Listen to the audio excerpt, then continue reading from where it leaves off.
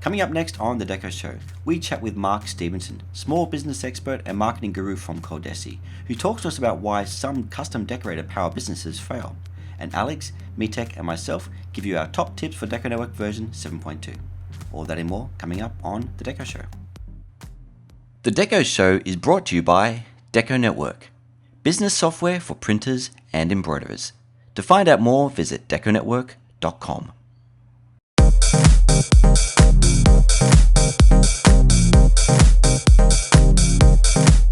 Good morning, everyone. It's time for The Deco Show. I'm Brenden, President, Product Manager and Evangelist of Deco Network. And this is episode 5, recorded May 31st, 2016. Joining me, as always, are my co-hosts, starting off with Mr. Mietek Velocin. You still got your old lower third there, Mietek, but a new title, General Manager, USA. How are you doing? I'm doing perfectly fine, Brenden. How are you today? I'm very well, thanks. How's sunny Georgia treating you? The same. It's the same. Always quite humid. The opposite to you. We're actually having summertime here, not winter. Yeah, it's actually officially the first day of winter here, 1st of June, so we've had a bit of a cold snap coming our side of the world, which is a good change, but yeah, I missed the heat already. Yeah, we just had the long weekend Memorial Day, so Mark can say something about it, but you know, usually the first day after the long weekend is pretty rough on you, but I'm getting there. Well, thanks as always. And of course, on the somewhat sunnier side of the pond, Mr. Alex Heap, Strategic Relationship Manager for Europe. How are you morning, sir? I'm very well, thank you.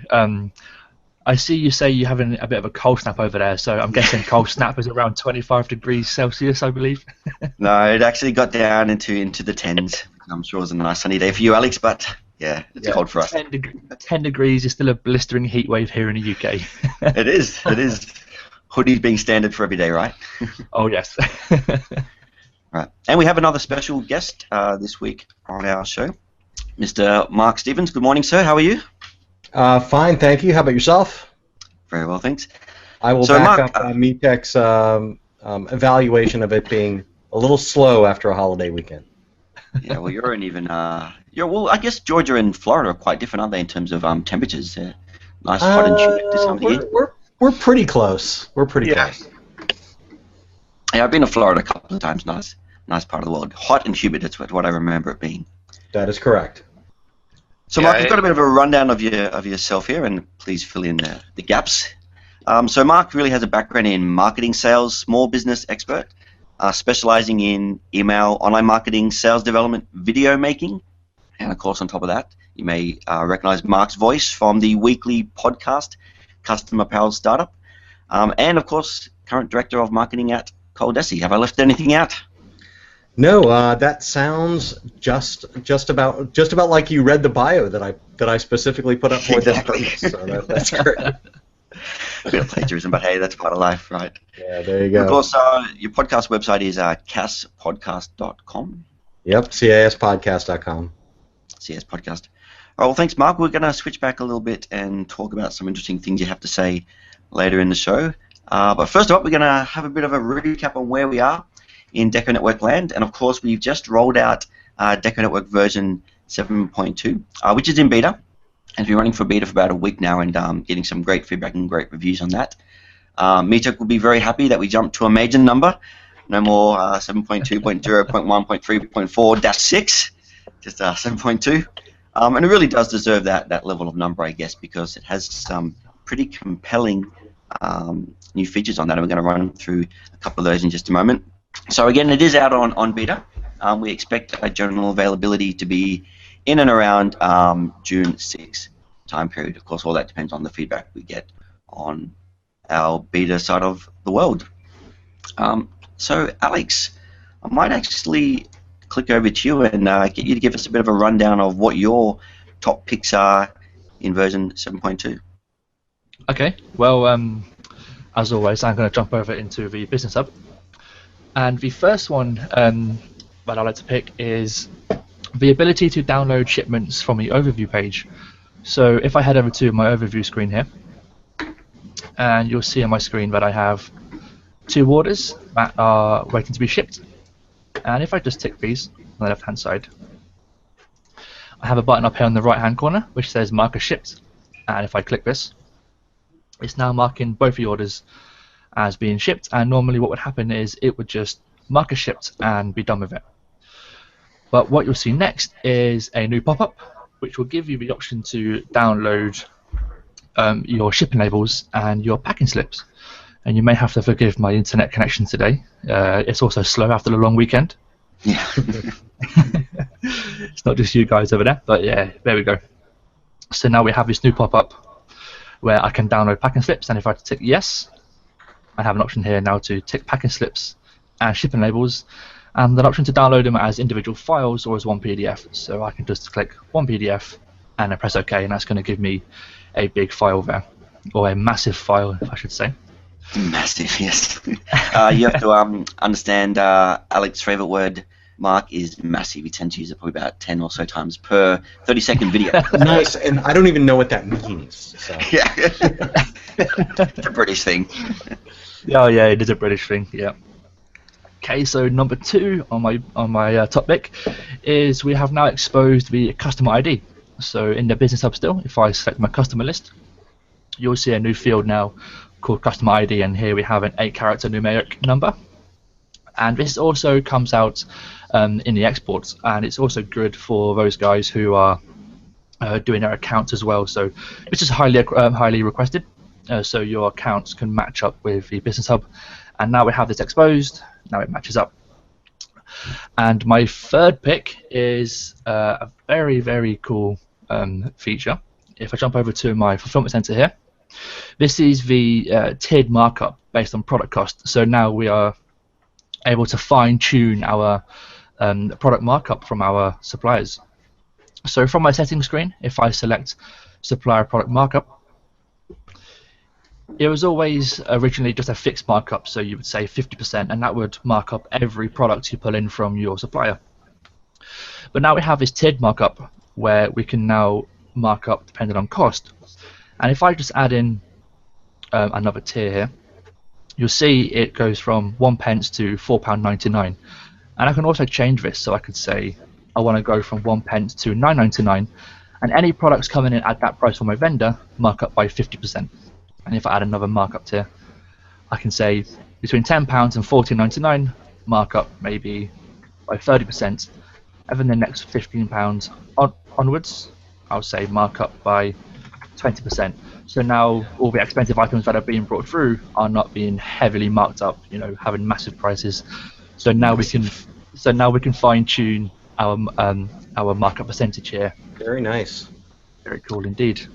Yeah, that is very, very cool. A hoodie's a great example, right? You know, your hoodie you might be paying 15, 20, yeah, you know, wholesale. And if you're selling 1,000 of them, do you really want to do a 30% markup on that and possibly outprice yourself from that quote? So, yeah, great flexible feature. Certainly is, yes, lovely. All right, thank you, sir. So, Mietek, I might jump over and just run through my couple of picks for this week, give you time to get your screen share set up, and then we'll switch over for yourself for your picks of version 7.2. And I guess what 7.2 is in general is about giving, from my perspective, I guess giving more control over the options. We've always had the ability to do markup. We've always had ability to set pricing of the products, to set your decoration price. And what we've done in 7.2 is added new layers of flexibility to let people price the way they want to do things. I'm sure, Mark, from your own experience working with clients and businesses, everyone's got their own way that they want to do pricing, that they want to structure their business, and our challenge at Deco is to try to accommodate all of those in a common platform for people to use. So that's part of our challenge on this side of the world. Oh, see, and I just tell them they're doing everything but 1 or 2 of them wrong. So that's a good tactic. Doesn't work for us, but we might. I know it's a difference. It's a difference. I realize that. No, but it's a really good point, and maybe we can talk a little bit about that later. Is people coming in, I guess, with wrong expectations on how to do things, and that being one of the main reasons why they may not quite get where they think they're heading to. So. Yeah. All right, so I'm going to switch over to my back-end screen. Of course, I'm logged into the fulfillment center. And 2 of my features really, again, come around the idea of control and giving a bit of flexibility. And my first one is the ability to set now flat rate pricing. So in Deco Network, we've always had the ability to set different decorating prices based on what decoration process you do. So if I click on my decoration pricing tab, you've got your normal different panels for different processes for DTG, be it flat rate or price table, or flat rate for sublimation, or price table for screen printing and embroidery and things like that. But really, that's a lot of complexity, a lot of different ways of pricing, and some businesses just want to keep it really, really simple and do just basic flat rate pricing without all the complexity of the different rules and options as a part of that. So what we've now introduced in 7.2 is this flat pricing option at the top. So by default, it's on your normal advanced. Nothing's changing. You're working as you currently are today. But if you want to make a change or you're starting off fresh, you can flip over to flat pricing and put in a flat default price that your system will start off with. And Brenden, just to be sure, you are sharing your screen right now, correct? So I'm not yes. seeing this. Okay, so it must be just me. Don't worry about it. All right. Yeah, so I've enabled my flat rate pricing. I'm now going to click over to Business Hub, and I have to refresh my screen because I've just changed my pricing setting. And what this will now do is take away all those added complexity of what we had with the different price tables, different rules based on what the quantities, the size, and the colors. We've gone to a very simple flat rate type pricing. So if I start off a quote and click Add a New Quote, and just quickly add a product, and we'll grab the good old Gildan 2000, and I click on Decorating drop-down, I now have a simple flat rate type pricing. Now originally I started off with just my default price of the $10 that I set in on my back end. So I can just do a left chest $10, or maybe a back $10. But in addition to having just that single default flat rate price that you set up in your back end settings over here when you chose decoration pricing and entered in your flat rate price, we actually let you on the fly define new decoration charges. So let's say you want to charge a little bit less for a chest print, but you don't want to go up set up a whole new price table. I can just say define new decoration change, and we'll call it left chest, and I might put $7.50 for that left chest and click OK. It will now save and remember that as a new simple default flat pricing. So you can basically have as many as you want, still give the flexibility of having different price changes, but just doing it all nice and easy on the fly while you're working in Business Hub and not having to flip through, update price tables, update settings, and then have to update your Business Hub. So really, really simple, but really, really flexible at the same time. Love that one. So the next one I want to talk about is another Business Hub feature, which is an enhancement of the way we handle our freeform items in Business Hub. So when you create a quote or an order in Business Hub and you add new line items, as you saw previously, I can add a brand new product on the fly and pull out a product from the tens of thousands we have in our product catalog. Or, get rid of that line item, we have the option of doing the freeform line item. And we've, I guess, enhanced the freeform line item to add a little bit of extra control. You, of course, can type in the product description. So let's say I'm doing a maybe a customer supplied t-shirt, for example. Provide us in the color red. But now we have this really neat size and quantity matrix, which pulls directly from your size settings that you have in the back end of DecoNetwork. So you've gone through and defined all your sizes that you've created as a part of that here in DecoNetwork, and they've now become available in this size metrics, whereas, as you know, in the past, you had to basically do it by text. So M equals 14, S equals 13. You now have this great little size matrix where you can enter in the exact values that you want, 12 and 5. And it just builds up the quantities as you have before, but in this nice kind of structured method that is easily to read, understand, and also fits in line with your other size matrix that you have for a standard catalog-based product. So two very simple solutions, but I think that make a huge improvement to the way you use Business Hub, and also tailors Business Hub to how people really do their quoting and their ordering inside normal accounting and ordering software as well. So they're my two picks. It's funny, Brenden, how we did this in the opposite way. We've come up with the advanced pricing in the first place, and then we decided to create the simple pricing.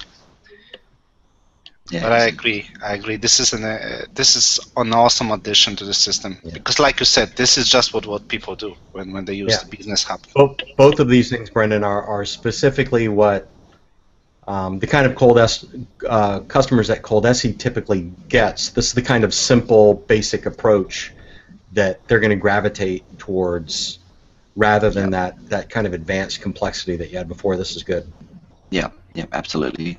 And I guess it is, it's one of those challenges where we do try to solve every rule under the sun. And sometimes the simplest one is just the best one that always works for people. So, yeah. All right, Mietek, are you good to flip over and? I'm ready. Okay. Right. So I was still seeing your camera at this stage. We haven't got your screen. You should be able to see it now. Yeah, that's better. Awesome. I'm very excited about what I'm gonna show you next, because I guess I could say it in public. I was advocating for this addition for some time, and I think it is very good stuff. It kind of relates to what Alex discussed. You guys remember it was just 10 minutes ago when Alex talked about the supplier product markup. But to add the markup, you first have to have a product. And proudly in DecoNetwork, we have over 15,000 products available for you to select from, whether it's SNS, Sunmer, etc. So it's just one click away, and you can add the entire catalog of products to the system. That said, we had a little bit of the challenge here. The challenge was that when you were adding those products and then you decided to add markup, we've only displayed the piece price to you. And that was fine if you just start your business, you're getting the piece price from most of the suppliers. But it was quite of the issue when someone actually got the case prices. And to explain, with the case pricing, those are the prices that you can get from your suppliers when you do the high volume of orders. They trying to tell you a thank you that you are the client, and they're just giving you better prices because of that. So right now, again, proudly, if you will go under product settings and you will select an option supplier account details for each one of your suppliers, right now you can click edit, and you can decide what type of price you're gonna use. So whether it's a piece, dozen, or case price. If you will select case price, all of the products that you've added to the system or you're about to add will have the price from your suppliers as a case price, and then you can freely add your markup on top of that. And in my opinion, this is very important. It's very big, and it goes in addition to what Alex also mentioned. So I mean, I think it was very important. It was almost it was really hard to manage the prices before we had those case prices, and now it will be.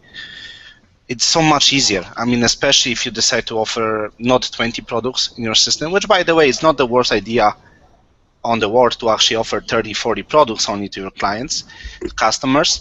But if you decide for whatever reason have the entire catalog or offer hundreds of products, then modifying those products one by one was very cumbersome. And it's no longer a case.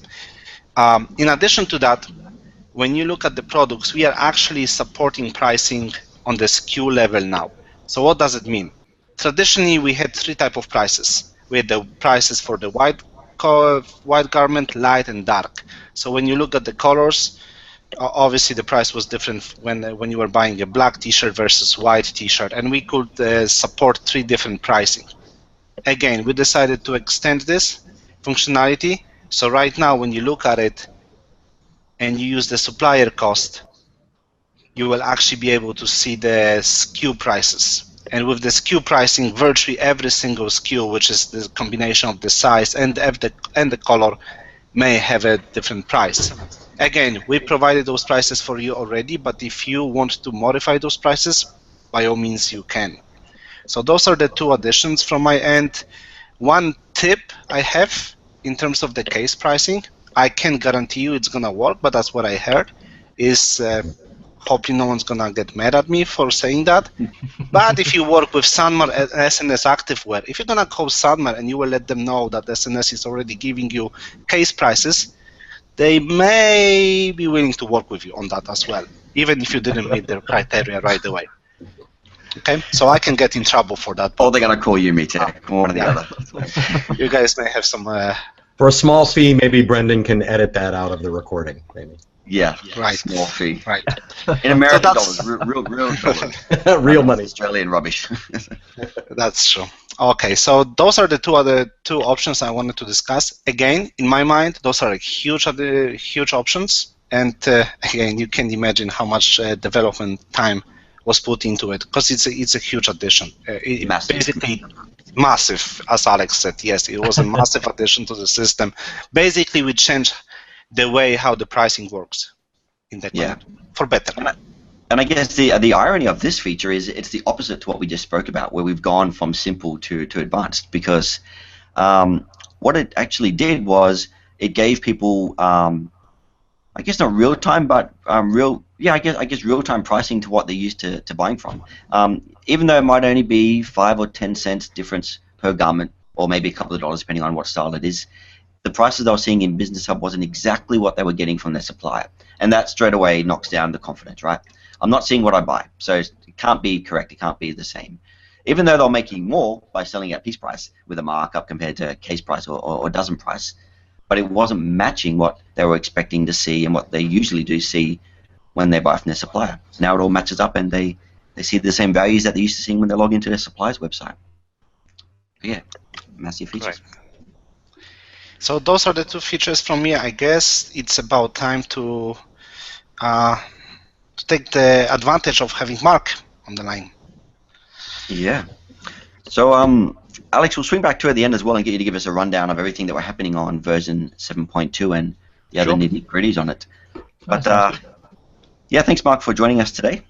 Obviously, I gave a bit of a quick intro into your life, and thanks to LinkedIn and your online bio on your blog. But maybe give us a bit of a feedback on how you got into this crazy and fun industry called the decoration trade.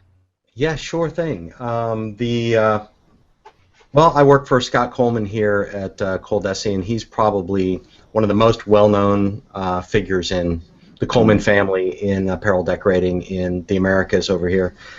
He has been involved for the past, I think ColDesi is now 19 years old, and his father's company, he started with him from birth. So that company is 45 years old, and he started working there. So I met Scott when I was doing some marketing consulting. My specialty is digital and online marketing, and he was suggested to me. I did a consulting contract for him for Coleman & Company, which is the supply arm for ColDesi. And I did my nice 30-day evaluation of the market, and here's what I would do, and here's what you should do. And then he said, okay, thanks a lot, now prove it. So that was a little bit over 4 years ago. So he took me out of the consulting market and made me a house mouse, basically, is it. So I've just enjoyed the heck out of it. Things have changed. Things in marketing, especially online marketing, change about every 18 months. So yeah. I've had the opportunity to reinvent things for Coleman & Company and for ColDesi and some of the other businesses that we're all involved in here, and it's been fabulous. I really enjoy it a lot. Yeah, and I noticed, I guess you've had a career in sales, for quite a while. Going from your online bio anyway, back to 2001. Yeah. So, yeah. Yeah, that's kind of what I think what makes. Of course, ColDesi is a little bit different because when I say marketing for ColDesi, what I'm actually mean is lead generation. So we try to get people's names and emails and phone numbers that are interested in in apparel decorating, and then hand them over to the salespeople or the account managers to deal with them on a personal level. And being in sales for 20-25 years really gave me some perspective on the other end of that phone call. To what information are they comfortable with? What are the salespeople going to say? How are they going to approach it? What do people really mean when they say they're interested in a particular product? Or, what stage of that kind of idea to purchase and going into business that they get into? And on the other side, because I've done some consulting for other companies here in Florida on taking their business online and helping them evaluate their product sets and how they market those, it's been a great kind of back and forth. You learn something from company A that definitely applies to company B, or you spend your time researching, companies like Deco Network and how they go to market, and see how you can apply that to what ColDesi does. And that's made some big changes for us over the past few years. For example, now we're not doing any physical trade shows. So we no longer travel to any of the ISS shows or anything like that. We found that the online marketplace provides us a lot more opportunity for the same dollar spent. And it's propelled me into doing, becoming more expert on pay-per-click advertising and using Facebook for marketing and things like that as well. Yeah, I guess that's a really good point. And the decoration industry traditionally was a very traditional industry, particularly if you go back to where it was with ink and thread. Floppy disks still actively used in embroiderers today. Right. I just went to an embroiderer yesterday in Sydney, and he said, can you find floppies? I'm finding it hard to get hold of floppy disks. Right. So when you talk about floppy disk and then pay-per-click marketing, those things don't quite go together. So have you noticed, even in the time you've been working with the ColDesi, a shift in the type of client and where the client is going in terms of their business? Yeah, absolutely. We've got kind of a unique perspective here as well because we do deal with different decorating technologies. So ColDesi sells commercial embroidery machines, bling machines, to do rhinestones and spangles, as well as direct-to-garment printers. So the demographics for each are slightly different. Actually, there's a big difference in the demographic for direct-to-garment printing versus embroidery, for example. So we split the difference. We have a lot of folks that are very kind of they still might have an AOL email address or a Prodigy email address, so they might not be the most technologically advanced. They have no desire to sell online or interest in doing that kind of thing, which is that traditional side of the business. And then a much bigger and more and very quickly growing segment that is on the other side. Their first questions are about using a website, using Facebook, and getting online as fast as possible. Yeah, for sure. I guess our challenge as a company selling a online technology is bridging that gap. But then there's, in our mind, two versions of online. There's the online e-commerce side of things where you're trading and selling online, but then there's just embracing tools, and they just happen to be online. So right. And I think that's really accurate. As a matter of fact, it's what I love about Business Hub. I mean, I'll do my plug for you guys because the vast majority of ColDesi customers, they're small shops or they're just getting started in business. And frankly, I discourage them from, or a lot of them, depending on their vision and their technological aptitude, from getting right into opening up with a big e-commerce website.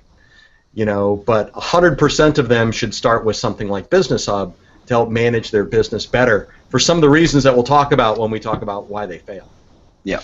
Yes. So we're talking about, Mark, we're talking here about the online business, and it is me just thinking if someone doesn't want to go online and sell online, that's not necessarily the worst thing ever, because they're actually doing fine, right? They do have a business, they run the business, people like them in the local area, and it's actually one of the things we are actually being very misrepresented. That if someone wants to use Deco Network, I don't want to go online, I don't want to sell online. Right. That's not exactly what it is. You can do your business the way you do, and that's actually very good. People know you have the group of customers in your area, and you can still use Deco Network for quoting and ordering. It's not introducing something new in your business model. It is just very true. Very true. We had a couple of great webinars. We also do at ColDesi, our efforts in online isn't just with the podcast, but we do webinars all the time, literally 7 or 8 webinars a week. Yeah. Through caswebinars.com, most of them, and we partnered with Deco Networks on several of them in the past, and some of the most popular ones are the Business Hub, the back end kind of applications that people need. Yeah, so actually, this is I didn't realize you had a dedicated website for this. Tell us a little bit more about CES webinars and also CES podcast as well. Sure. Actually, what we try to do is, we looked at the marketplace and realized that we talk to thousands and thousands of people every year, and they all want the same things. They're all looking at getting into the custom apparel business, they don't know what kind of equipment to buy, they don't know what the software's like, they don't know how to get online or whether or not they should or how they should do pricing. So we decided to, create this kind of custom apparel startups universe that really started with a Facebook group, which is the Custom Apparel Startups Facebook group. We've got about 2,800 members now that just they join to to talk about business, not to say which embroidery machine should I buy or what DTG printer ink is the best, but hey, should I get into business? This is what I do. Where do I find new customers? And we took all that kind of that need, those questions, that requirement, and we made the CAS podcast, which is where Mark Vila, who handles the marketing and business development for Coleman & Company, and I get together every week, and for an hour we go through a topic that normally has nothing to do with equipment. It's got to do with, how do I market my business? How do I use Facebook for my business? If I don't want to be online, what do I say on the phone? How to run a sales territory, things like that. And then we've got the Custom Apparel Startups webinars, which is a combination of things. Every Wednesday night, ColDesi does an equipment webinar. So, for example, tomorrow night, that's Wednesday in the U.S., tomorrow night, 7 to 8 p.m. Eastern Time, we're doing one on mixed media. So this is where people, and this is specifically bling and embroidery, so people that have one or the other or both that want to learn a little bit more about how they can make more money doing both together, they can come to that. Coleman & Company does 3 or 4 webinars a week on vinyl and rhinestones with their template system, and on using hooping devices and choosing thread. And we even started a few months ago our Tech Talks, which are exclusively for ColDesi customers, where we will set up our best technicians for an hour on a live webinar, and people can just call and ask them questions. They'll go through maintenance on equipment, they'll talk about software, whatever people want. Yeah, and I guess that, I wouldn't say it's unique to this industry, but it's a great thing about this industry is this culture of sharing and learning. It is a very technical industry. It's creatively graphical as well, which is fantastic, but it's very, very technical. So for tech nerds like me, I'm in love with it. It's why I love this place. But there's also this great culture of learning, and we had Eric Campbell on our show just a few episodes back, and likewise he's embraced this world of education and sharing and learning. And I guess if you're coming new to the industry and you're partnered with a company like ColDesi, you're going to be in good hands and get that level of support you need. Yeah, thanks. That's what we're trying for. Yeah, we're doing a great job. So, so Mark, when someone is about to start a business, they look for the type of information that you guys are helping them with. Where's the general tendency? Do they start with DTG, or they go more into embroidery right away? Do they have an idea what they want to do right away, or it's just a learning process? Yeah, I mean, with embroidery and with embroidery specifically, they already know what they want to do, because most commercial embroidery people, they start with a home machine or one of those kind of ridiculous $10,000 or $12,000 consumer machines. Yes, I have a little chip on my shoulder about those. But they'll start with something like that, and they just they've got a hobby, or they've got something that they like to do, and they want to grow that. On the other side of the embroidery, there's screen printers that are tired of sending that work down the road, to farming that out.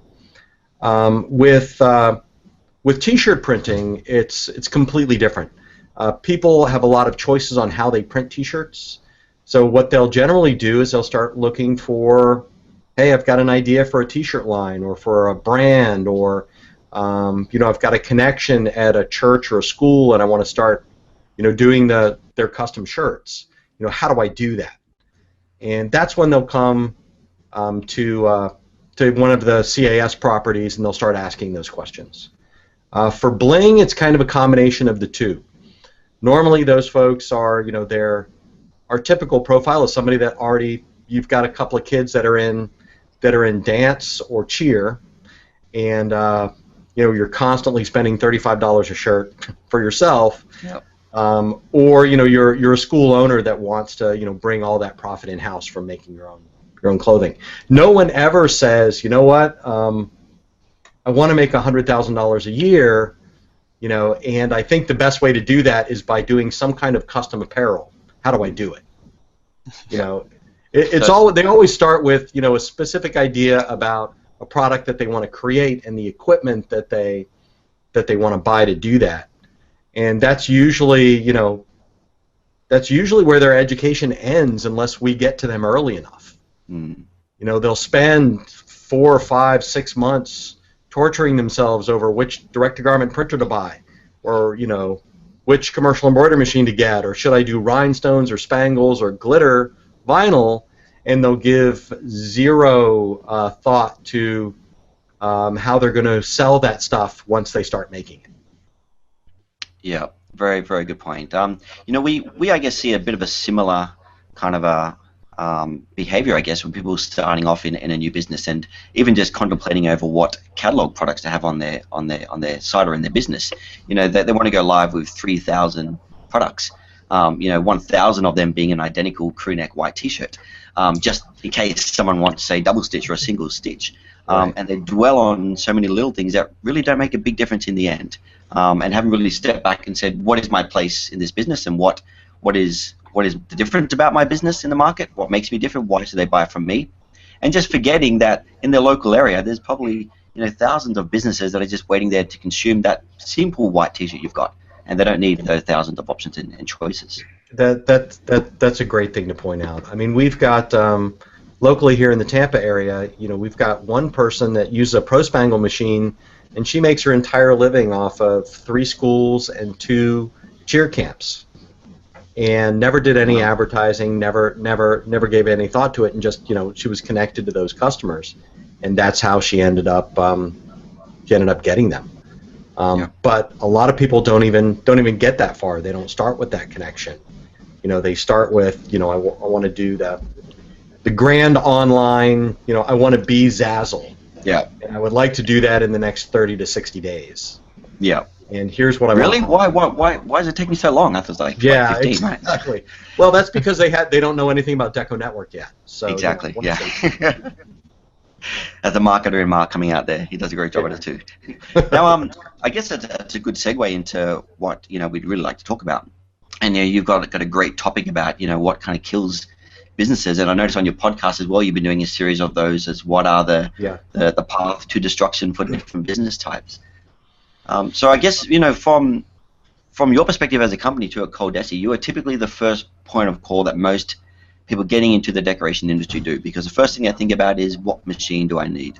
Yeah. Then I start thinking about software and websites and emails and websites, all that kind of stuff. So what are I guess from a new person coming in, what from your experience is some of the red flags that, hey, you know what, maybe you're not on the right track, or maybe things should be a little bit different when you're starting off on a new business? Yeah, that's a great question. And honestly, if somebody's listening to either one of our podcasts, they're already way ahead of the game, because they're actually giving some thought to the business side of it. Mm-hmm. And that's to realize, that you don't actually make money by making the apparel. You make money by selling it. Mm-hmm. So is to give some thought. Once you get your embroidery machine or whatever it is, if your sales strategy is to stare at the phone and wait for it to ring, then you're going to be in trouble, right? So most people, the first mistake that they make, and the reason that they fail, and honestly, I talked to a woman on the phone a few weeks ago with one of our bling machines, and she learned how to use the equipment, which it's very simple, and she learned how to use the software, which is a little bit more of a challenge for her, and she got a couple of designs, and she called me because she didn't know how to sell it. She didn't understand how to sell it, so she wasn't doing well. And the punchline is that she'd had the equipment for a year. So she got the equipment and she learned how to use it, and she was creating stuff. But it took her, 11 months, 12 months to get to the point where, oh my God, I don't know where I'm going to sell it. Yeah. So the most important factor: how do I sell? Yeah. I mean that's really it. And you've got to at least give some thought. So one of the first reasons that small businesses fail is specifically, I think, in custom apparel, is they don't give enough thought to how to make the phone ring and how to actually make sales as opposed to how to produce the goods. Yeah, we call it build it and they will come. The same thing with having a website. Building a website, don't tell anyone about it, not even Google, and expect sales to come on in. Right.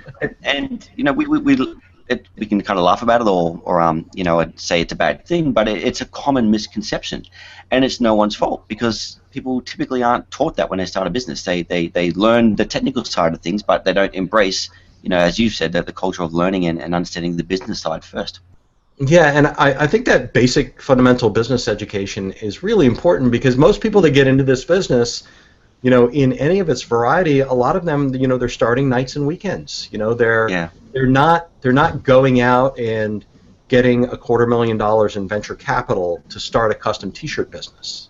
They're scraping together $20,000 or $10,000 or $25,000 to invest in their future. And they do that through their creative ideas and the equipment without paying attention to who am I going to sell it to.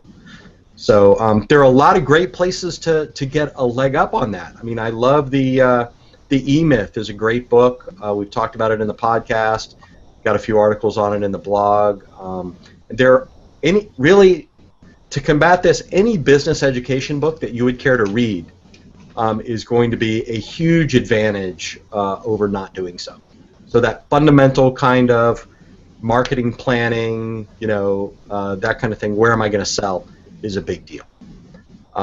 And they also don't, they've also got to realize that they're going to spend all their money on the equipment and the software and the supplies and not actually set aside any funds for marketing or for building a website.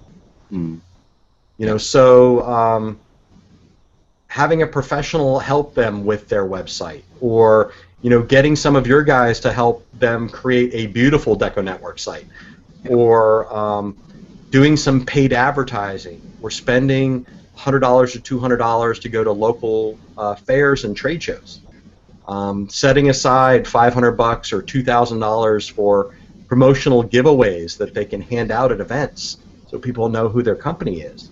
They're not only not giving any thought with how to drive business, they're not thinking about what they're going to need to invest to do so.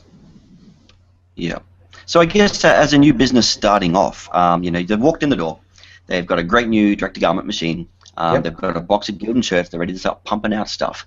Right. What would be your first advice to get out there and start bringing in some customers?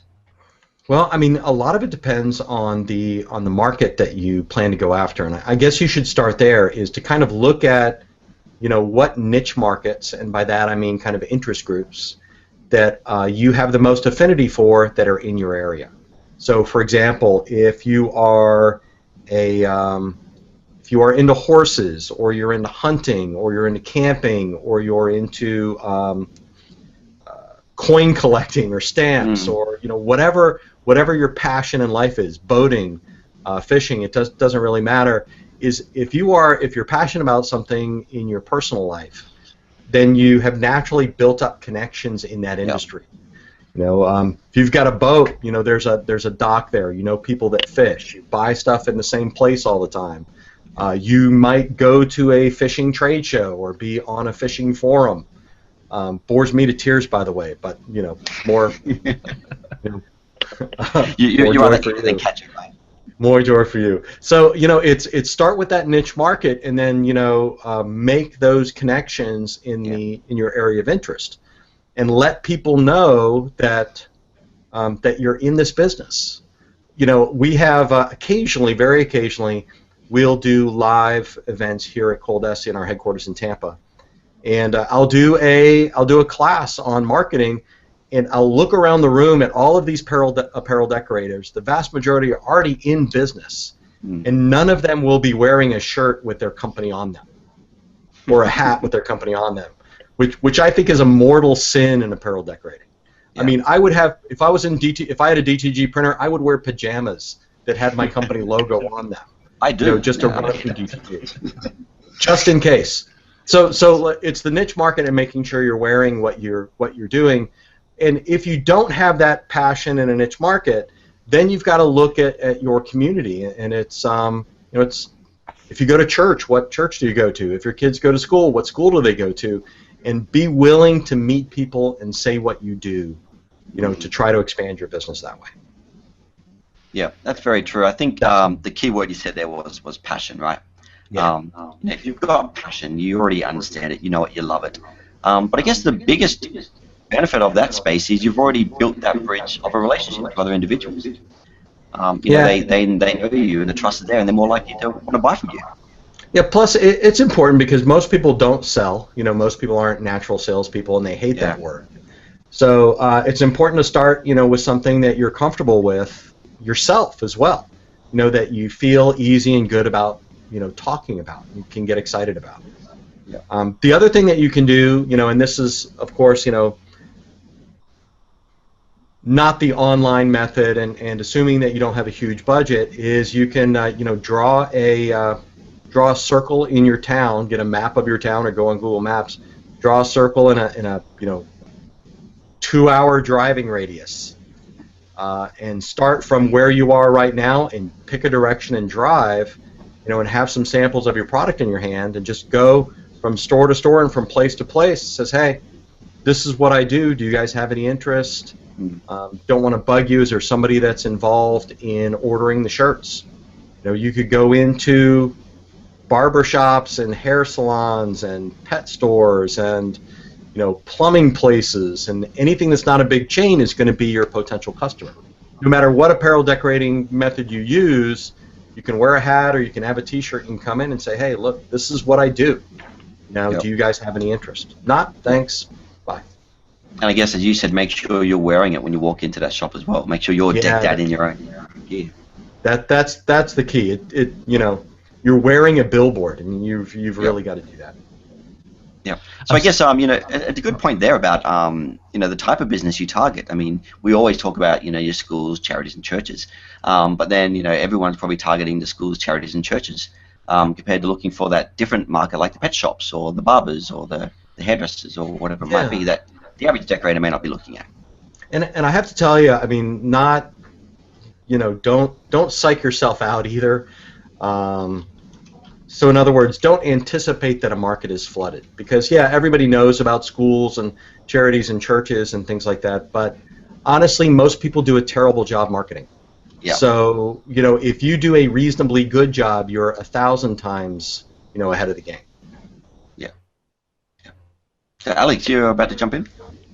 Yeah, I was just going to say, let's put a big smile on my face hearing that from Mark, because a few hours ago I took a phone call, and the phone call literally started off with, Alex, how can I get some affiliate stores on my site? And he actually asked me for a list of affiliate contacts. So, I haven't got a list of affiliate contacts. And he said to me, which route do I take? Do I go down and do schoolwear? Do I do this? Do I do that? And he wanted originally to do gym merchandise, for all the weightlifters, etc. Mm-hmm. And he said to me, he goes, okay, do I spend all of this much on SEO? Do I have to do all of this? I said, no. Print a t-shirt, and just like Mark said, I said, go within a 200-mile radius of your location, go to every single gym, and show them what you have. Just walk in, show them, hey, I can do this. I can take away all of your stock, so you're not wasting money on excess stock sat in your back room. I can take care of all the business work for you, so you can add an affiliate store for them, brand it for their gym, and let the gym market it themselves. The gym aren't worrying about spending money, overspending, holding stock, managing a site, etc.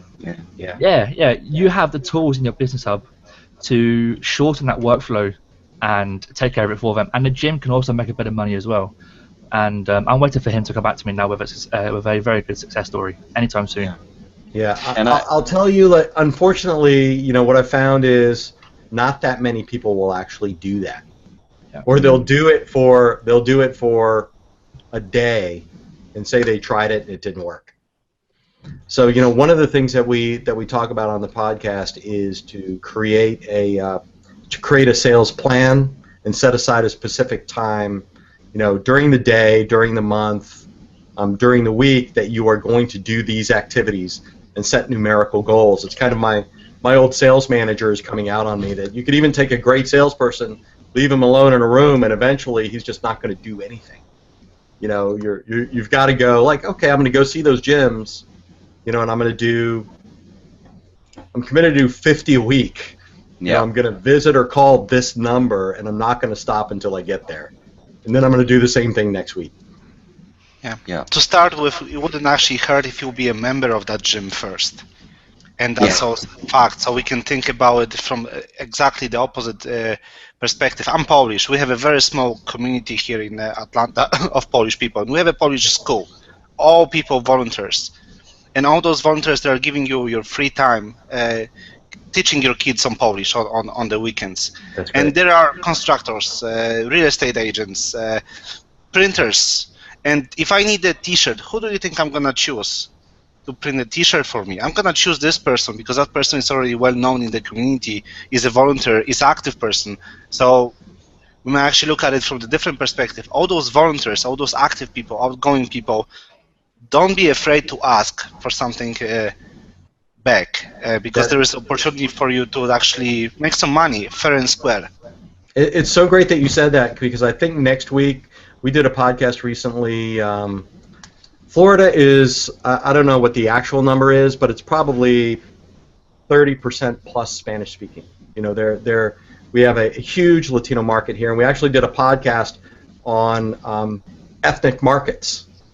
So, you know, if you're Filipino or you're Polish or you're, you know, Italian, whatever you are, you know, it's one of those things that you have an affinity with. In a community, you can definitely go there. I mean, you could have the only, you know, domestically produced Polish language T-shirts, you know, in Georgia, certainly. There can't be three guys doing that, you know, so. Yeah, and you quite literally speak the language. I mean, a part of understanding a market is being a part of that market. And I guess going back to what Alex said as well is in that kind of scenario that Alex painted where, you know, you've gone to the gym, you've offered them this website with this is the benefit of you not having to market it, of you not having to have stock, of you not having to ship. You've now not just sold a T-shirt. You've sold a service and a benefit on top of that as well. Real problems that business would face. So I guess valuating on top of that is probably another interesting topic in itself on how you can add value to your business. Absolutely. And step two of that scenario would be, once you have that deal, is to call up that gym's biggest competitor and say, listen, I just came to this arrangement with this gym. Happy to offer you the same thing. They saw an opportunity. Maybe you will too. Yep. Copy paste. Yeah. Yeah. Absolutely. So I mean, that could just be because it's my pet peeve, because I'm a marketing guy, that nobody gives any thought to that. But you know, you can stretch out a sales strategy. You can do all the free stuff, which is you create a Facebook business page, which is free. And you can actually use that as a substitute for a website if you don't plan on doing ROI. Excuse me, I'm sorry. If you don't plan on doing any online selling, or you don't plan on going national or regional, you know, you can just use a Facebook page. There are several examples of ColDesi customers that rank for good keywords just with a Facebook page. Nice. But marketing is just one of them. I mean, the other one, obviously, in this is classic across all businesses, is capital and cash flow, which I look at two sides of the same coin. The people will, as an equipment reseller, we see it all the time. People will scrape every dime to push to the next level of equipment to produce the clothing, and not leave anything left for their actual business, to run their business. If you're going to go into business, you know, you've got to look. There's a strong possibility you may not make any money for the first 30 days, you know, or 60 days, or you may not be profitable for 90 days. Yeah. So you've got to be financially prepared for that, because what happens is you'll end up. We're actually getting some pretty crazy effects on your webcam there at the moment. You've gone. Yeah, I don't know what that is. My phone rings and I go green. I didn't mean to come out like this. I'm actually from outer space. Yeah, I was going to say we just dropped the secret here. Yeah, you're coming back now. I guess, the analogy of that is, you buy a great brand new fast car, but you have not enough money to put petrol in it. What's the point? Yeah. If you can't get the car out of the driveway. Yep, or insurance. And that happens a lot, is people just don't really understand that, that they're going to, they may not succeed right away, or they may not be profitable right away, or, if you are lucky and you have a great connection and you get a great deal for, let's say you've got a university in your area that you happen to make a great connection with. Mm. So the third deal that you make is for uniform polos for all the 4,000 employees of the university. And of course, you've got to be able to buy those shirts in advance. Yeah. You've got to be able to pay people to make those shirts. You've got to be able to afford the supplies, and also they're not going to pay you on time. So they're going to want to get net 30 or net 45-day terms. Mm-hmm. Yeah, that's good. I'm going to try to we've actually lost your camera here. Yeah, looks like we've lost you on that one.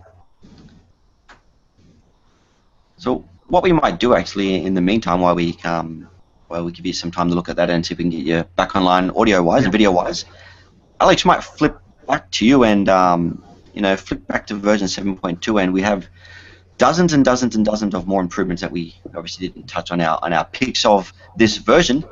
You can maybe run down and give us a bit of a shout out of what these new improvements are.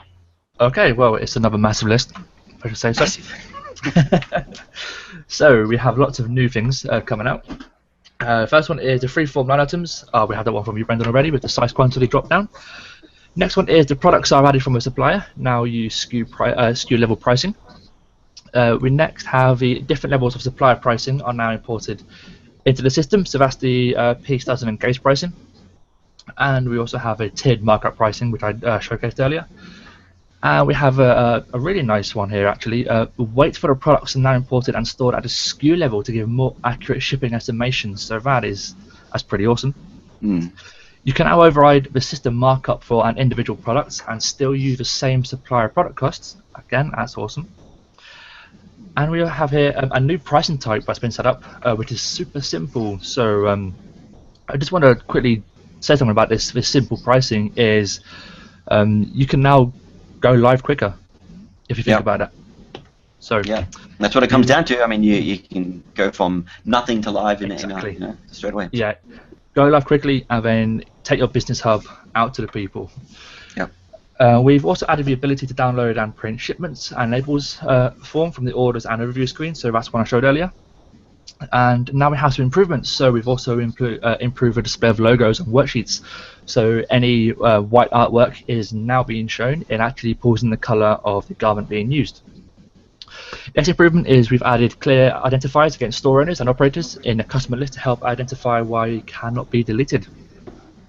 The system now detects when a store credit is being refunded and the balance goes back against the user's store credits. The next one is if an order that pulls stock from an inventory has not yet been marked as produced and is cancelled, it will return stock and keep your numbers accurate. We've now added the ability to sort products based on web store or business hub only when sorting blank products. The next improvement is when adding new design elements into the designer, the resize proportion option is now on by default. So that's a small one, but very, very awesome. The next one is including a customer discount level on the export file. So for those exporting all the customer information from the business hub, it now has the discount level. We have changed the dimensions of the image share to Facebook so it displays without any cropping. So I know a few guys who are going to be very happy about that. We've also improved the scrolling of purchase orders when the purchase order contains a lot of rows. And the purchase orders created from orders whilst in test mode cannot be merged with orders created in live mode. So you cannot send those test orders off to your suppliers and then wonder why you're getting a box of products. 10,000 guildens. A few days later, yep. We've now added the ability to load the designer based on the product SKU, and we've given a small example there of the URL. And we've also added the SKU codes to the product export so you can use these as reference. That is very, very powerful improvement there. And the last improvement is we've added a customer ID. Again, that's what I shown there earlier. And lastly, we just have a couple of fixes in our release notes there. There we go. What I love about that the last or second last of the improvement, the SKU in the online designer, what that actually opens up is the common request we get is, can I just use the designer? I've already got another website. I've created this grand website in another technology, and that's fine. We don't classify ourselves as a website company. It's just one of the dozens and dozens of solutions we provide. Happens to be a website. You don't need to use ours. But how do you then launch the product in your designer? In the past, we gave the product code link. I think it was VPC, product vendor code, vendor product code, VPC, I think it was. Which, if you pass it in the URL, it would load, the 2000 for the Gildan 2000. Now you can specify the actual size and color through the SKU code that you've already defined in the backend. So it not only launched that Gildan 2000, but the Gildan in cherry red, size small, medium, large, or whatever you happen to pass it through as a part of the code. Yeah. No, that is really cool. Very cool. All right, Mark, looks like you're back. Welcome back. I think so. Can you hear me okay again? Yeah, in fact, coming through much clearer than before, so yeah. Okay, good. Well, that's because I decided to switch from the $3 free webcam that I got with this computer and do something a little bit different. There we go. Pay for what you get. Yeah, that's true. So I think we were talking about cash flow a little bit, and having capital as a big business killer for any industry, but in particular for custom apparel, because of that scenario that I mentioned. I mean, we can tell on the supply side for orders, because we have Coleman and Company. If people need thread or ink or pre-treatment, or they need rhinestones, they order from Coleman and Company, and we can always tell as they size their orders, from month to month or from week to week, if they're actually kind of ordering for stock, or if they're they're kind of measuring those small amounts of cash that they have in the bank or in their credit card to see if they can get just enough rhinestones to fulfill the order that they have on their plate. And that's because of two things. I mean, it is because of cash flow, because most people don't understand that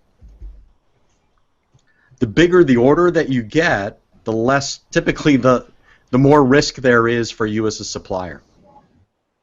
So there are a lot of stories out there about somebody that'll do a 50-piece order that might be very large for the shop, and the customer just never comes and picks it up to pay for it.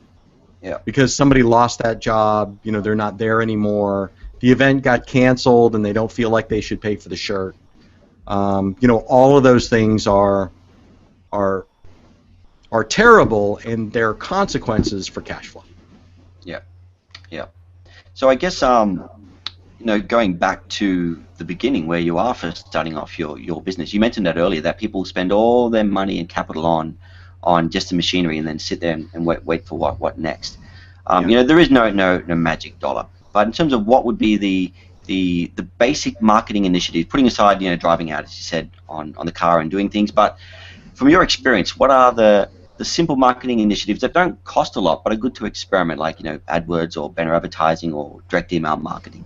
Yeah, that's good. And so, first of all, I think that I want to do a short commercial for leasing equipment rather than spending all your capital and writing a check, because we do get a lot of people that can do that. And what I prefer is, if you're going to spend $15,000 or $25,000 on the equipment, that you lease something for $500 a month or something along those lines, and you have a plan to invest the rest of that money in making your business grow and keeping it running properly. So that's to address cash flow, and it'll also leave you some capital in the bank, which is definitely a big plus.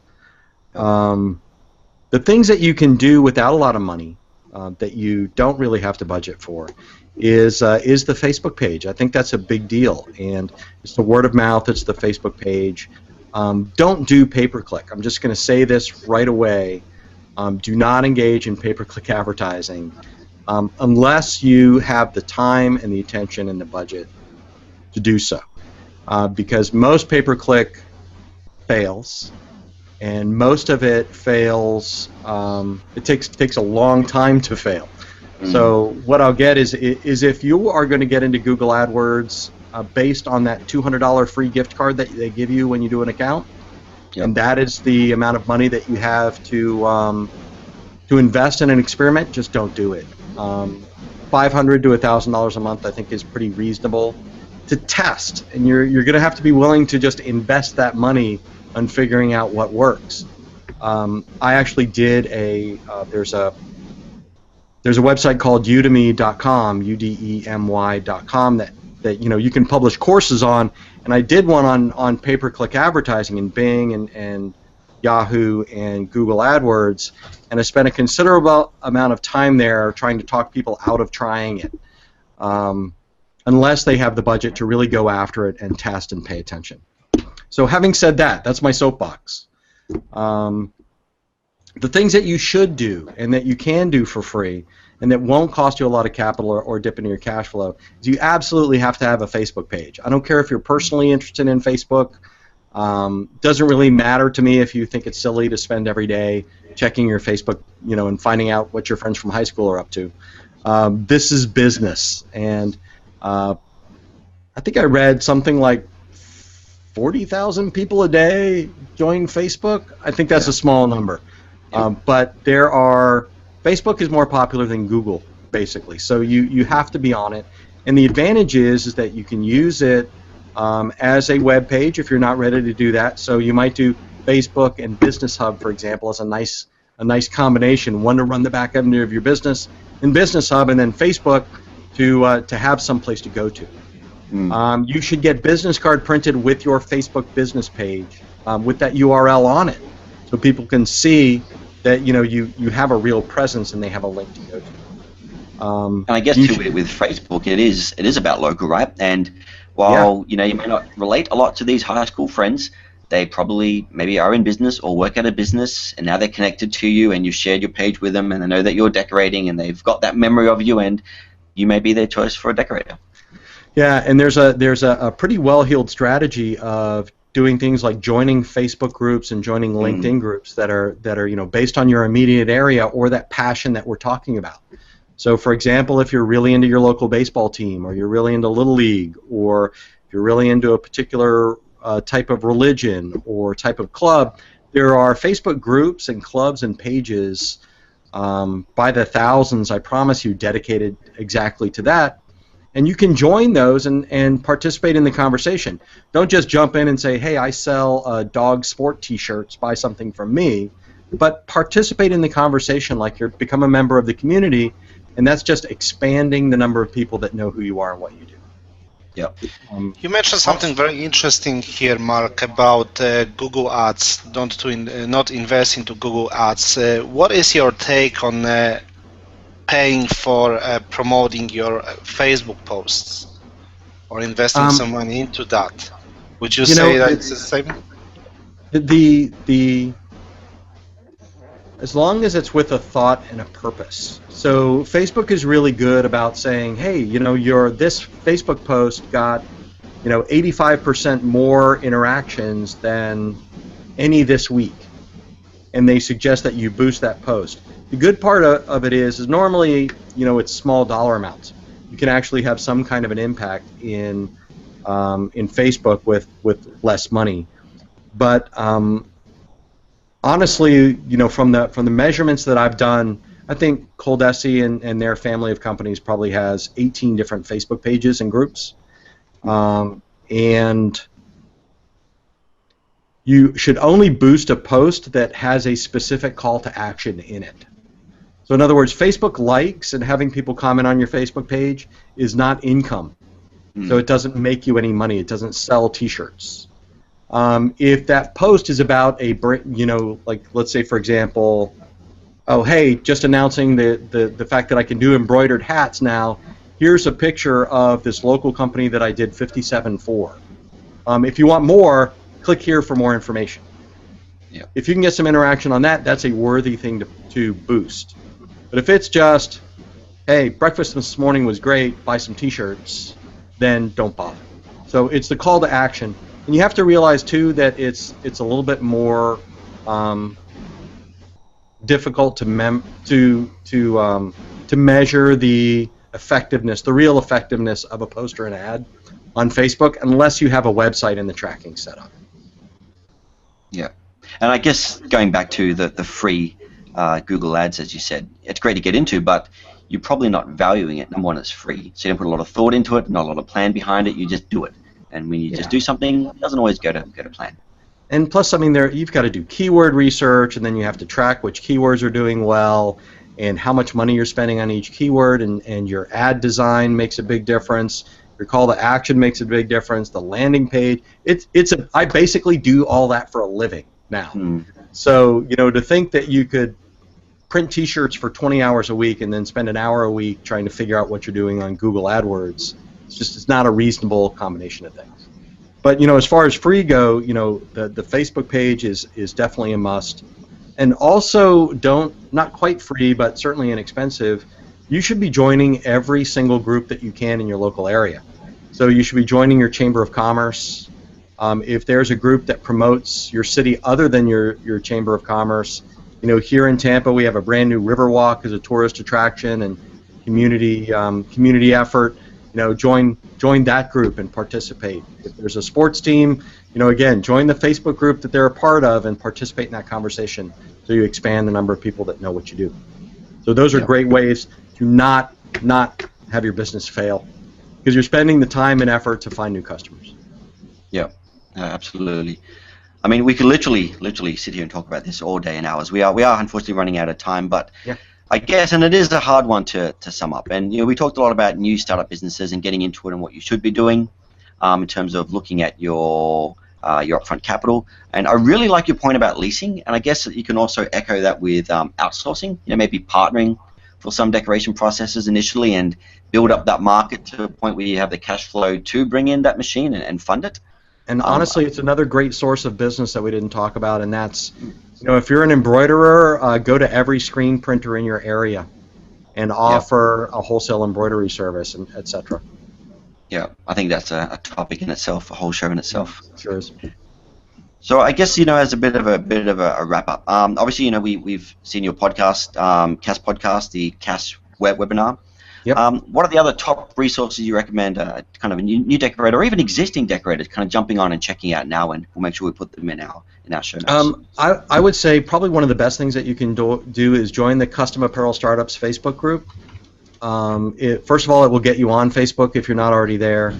And it's run by ColDesi and Coleman and Company, but it's very equal opportunity. People talk about all kinds of technologies and all kinds of business issues and what kind of accounting software should I use. And you get to talk to almost 3,000 people that are in your exact situation, looking at getting into a business or trying to figure out how to grow their business. So I would definitely do that. And honestly, I would go to your local bookstore or to Amazon and just pick business books, small business and entrepreneurial books. If you can get one good idea or one suggestion that helps you be more profitable from any of those, I would do that. Because one of the advantages that we have at ColDesi is because we've been around for so long and we sell so many different things, that as long as you're in business, if you're up and running and successful for more than just a few years, there's a big chance that you're going to come back and buy more from us. So so we'll do whatever we can to help. And as a matter of fact, my email address, you can, if you have questions about marketing, if you're in a situation and just want to chat, send an email to marketing@coldesi.com, and I love to talk about this stuff all day, every day. It's what I do, so I'm happy to help anybody off the record too. Awesome. Well, thank you so much. I mean, I really, honestly do feel like we've barely scraped the tip of the iceberg on this one. Yeah. So, if we can, let's schedule in to come in for another show and talk about some more of this stuff that you are clearly passionate about. So, thanks so much. Happy to do that. This is definitely to be continued. Okay, yeah, great. Absolutely. We'll do a Star Wars episode 1. Keep moving through, right? And this time, I'll tell you what, I'll even promise to use the good camera the entire time next time. Yeah, I'm going to have to get this model off you. That is an awesome camera coming through. Awesome. So, all right, guys, anything you want to add and wrap up with before we call it a show? We're good. Hashtag DecoShow. Oh, yeah, nice. That's from Richard. Richard, thank you. My gosh, I forgot his name. Sorry, Richard. A gift from a trade show, yeah? Yes, that's right. What's on the front? It says, "Caution, Deco Ninja at work." Nice. Deco Ninja. That's great. See, this is a good idea. You know, going back to what Mark said. You know, this decorator came up and gave you one of his products. So, market, brand. And he's already mentioned it on a podcast. So. Indeed, yeah. We'll make sure we put Richard's website up there. Yeah. All right. Thank you, everyone. Thank you, Mark, and thanks everyone for tuning in. And we'll see you next time on the Deco Show. Have a great day. Bye, everybody. Bye. Thanks, Mark. Cheers. Bye-bye.